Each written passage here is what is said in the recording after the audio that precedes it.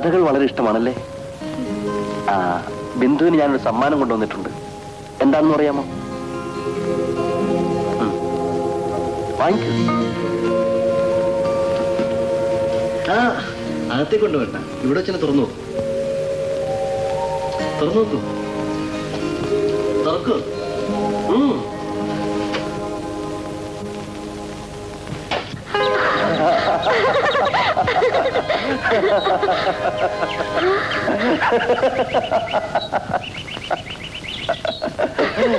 അമ്മയമ്മേ നോക്കമ്മേ, ഇയാള് കൊണ്ടുവന്നാണ്.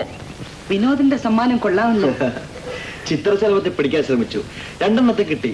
ഒന്നിന്റെ ചിറക് പൊട്ടി, ഒന്ന് ചത്തുപോയി. അതുകൊണ്ടാണ് പക്ഷികളെ വാങ്ങിക്കൊണ്ടുവന്നത്. വരൂ, ഇരിക്കും. ഇല്ല, ഞാൻ എസ്റ്റേറ്റിലേക്ക് പോയാണ്. തിരിച്ചു വരുന്ന വഴി കയറാം.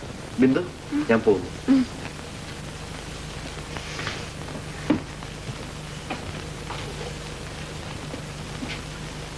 ബിന്ദു, നീ എന്തിനാ അയാളുമായി ചിരിക്കാനും കളിക്കാനും പോയത്? ആണുങ്ങളൊക്കെ തരം കിട്ടിയാൽ പെണ്ണുങ്ങളെ ചതിക്കാൻ നടക്കുന്നവരാണ്.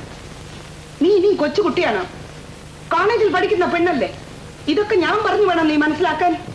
ഇനി അയാൾ ഇവിടെ വന്നാൽ നീ അയാളുമായി മിണ്ടിപ്പോവരുത്. പറയുന്നത് പോലെ കേട്ടില്ലെങ്കിൽ തല്ലി ഞാൻ തോലുരിക്കും. കുറെ പക്ഷികളുമായി വന്നിരിക്കും, ഒറ്റ ഒരുത്തനെയും.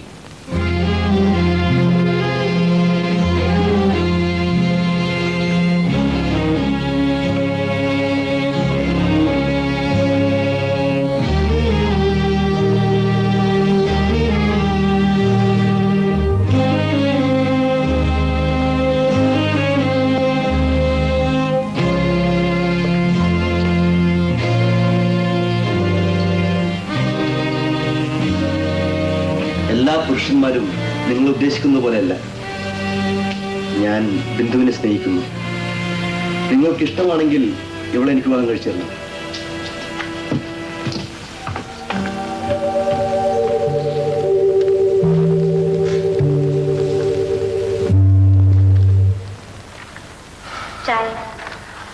രമേഷിന്റെ എഴുത്താണ്, നാളെ തന്നെ ഒരു മറുപടി അയച്ചു.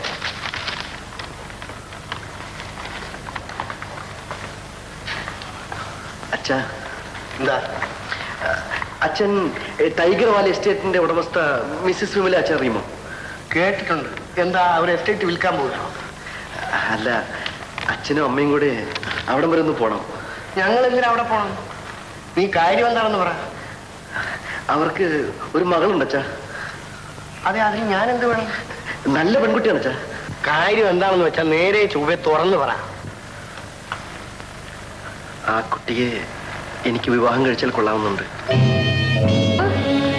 വിവാഹം കഴിച്ചാൽ കൊള്ളാമെന്ന് കിട്ടുന്നു? ആഹാ, അത്രക്കായും. ശാരദാമേ, നിന്റെ മോൻ എന്തെല്ലാം തോന്നിവാസമാണ് പറയുന്നതെന്ന് കേട്ടി.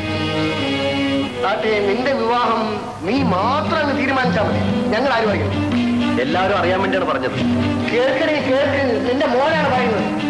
ഞാനൊരു പെൺകുട്ടിയെ കണ്ടു, അവളെനിക്ക് ഇഷ്ടപ്പെട്ടു. കണ്ടു, ഇഷ്ടപ്പെട്ടു. എന്നാ കല്യാണം കഴിച്ചിങ്ങ് കൊണ്ടുവരാമായിരുന്നില്ല. ഈ കാര്യത്തിൽ അച്ഛൻ എന്തിനു ദേഷ്യപ്പെടുന്നു? അതാണ് എനിക്ക് മനസ്സിലാകാത്തത്. നീ നിനക്ക് തോന്നിയ പെണ്ണിനെ വിവാഹം കഴിച്ചാൽ നിനക്ക് വേണ്ടി നിശ്ചയിച്ച പെണ്ണിനെ ഞങ്ങൾ എന്ത് ചെയ്യും? എനിക്ക് വേണ്ടി നിശ്ചയിച്ച പെണ്ണോ? അച്ഛൻ എന്തൊക്കെയാണ് പറയുന്നത്? രാജിയെ നീ വഞ്ചിക്കുകയാണ്. ഞങ്ങൾ അതിൽ കൂട്ടുനിൽക്കില്ല. രാജിയെ ഞാൻ വഞ്ചിക്കുകയായിരുന്നോ? കാര്യം തെളിയിച്ചു പറയൂ. നിന്നെ കൊണ്ട് അവളെ വിവാഹം കഴിപ്പിക്കാൻ ഞങ്ങൾ തീരുമാനിച്ചിട്ടുണ്ട്. അത് എന്റെ തെറ്റല്ല. അല്ലടാ, തെറ്റ് അച്ഛൻ്റെതാടാ.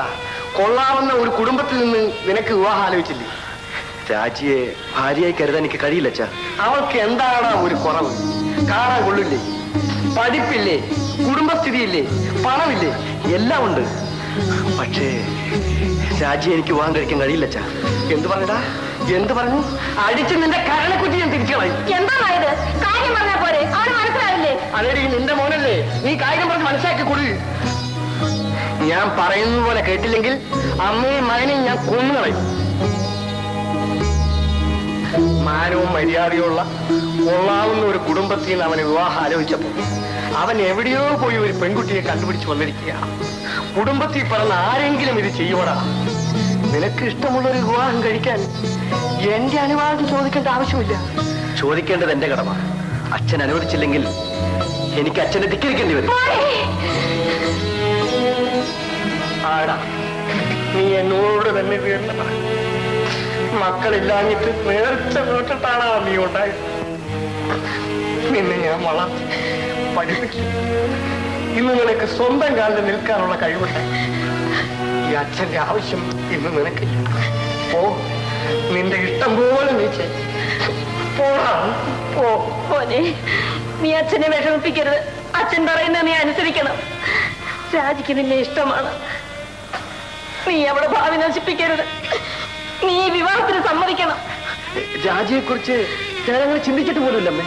രാജിയെ ഞാൻ വിവാഹം ചെയ്യണമെന്ന് നിങ്ങൾ ആരെങ്കിലും ഒരു സൂചന തന്നിരുന്നെങ്കിൽ മറ്റൊരു പെൺകുട്ടിയെ കുറിച്ച് ഞാൻ ചിന്തിക്കില്ലായിരുന്നു. അമ്മേ, നീ കൊടുത്ത വാക്കിന് മാത്രമേ വിലയുള്ളൂ. ഞങ്ങൾ കൊടുത്ത വാക്കിന് വിലയില്ല അല്ലേ?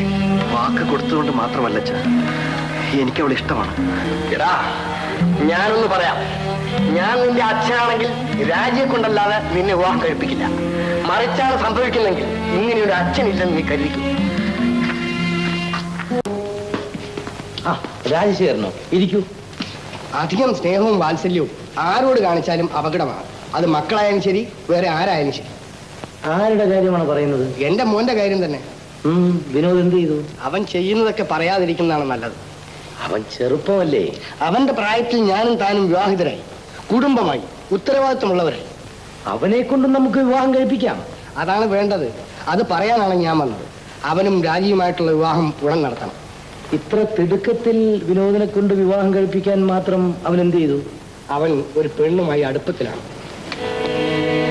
തന്റെ മുഖത്ത് നോക്കി എനിക്കത് പറയാൻ ലജ്ജയുണ്ട്. ചെറുപ്പത്തിൽ അങ്ങനെ ചില ബന്ധങ്ങൾ ഉണ്ടായി എന്ന് വരാം.